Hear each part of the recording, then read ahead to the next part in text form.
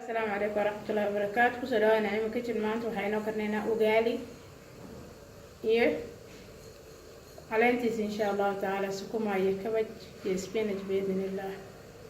daawasho waan insha Allah taala. haddana waxaan biyo waxaan oo kale ugali insha Allah. waxaan ku darsanaynaa cusbo qadaadka insha Allah iyo 2 qaado saliid biidhnillah.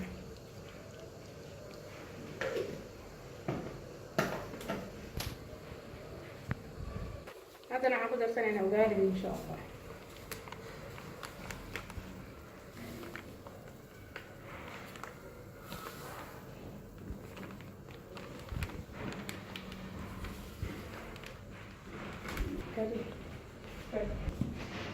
haddana waa la walaaqaya insha Allah taala. qiyaas baan ku darsanay.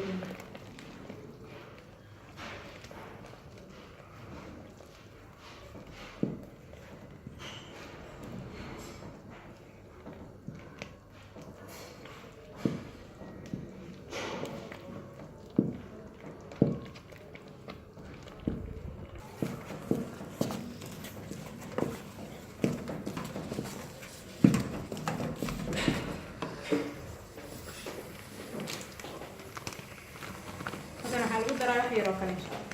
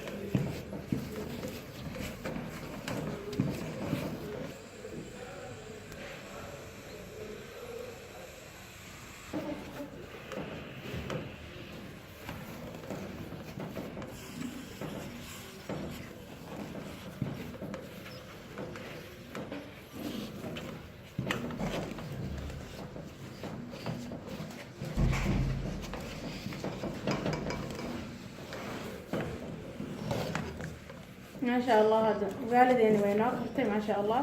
ثاني 8 دقيقة فكرتها إن شاء الله تعالى. ما شاء الله تبارك الرحمن. وينات ديار بإذن الله.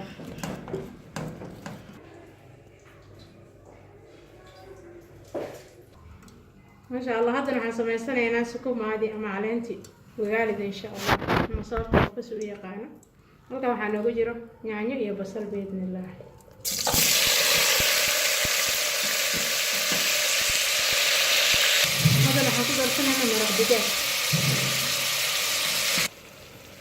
اوكي هذا نحن ku darsanaynaa caleenta insha Allah. spinach kabajki sukuma biidin.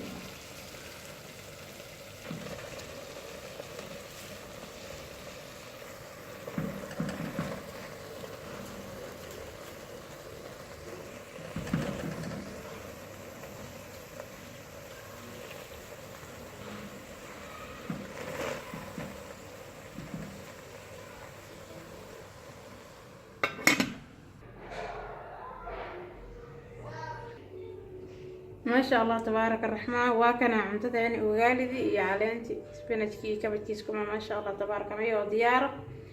kusoo dhawaada Naciima Kitchen. Thank you for watching. Please subscribe, like and share. Please subscribe, like and share. Thank you for watching. السلام عليكم ورحمة الله وبركاته.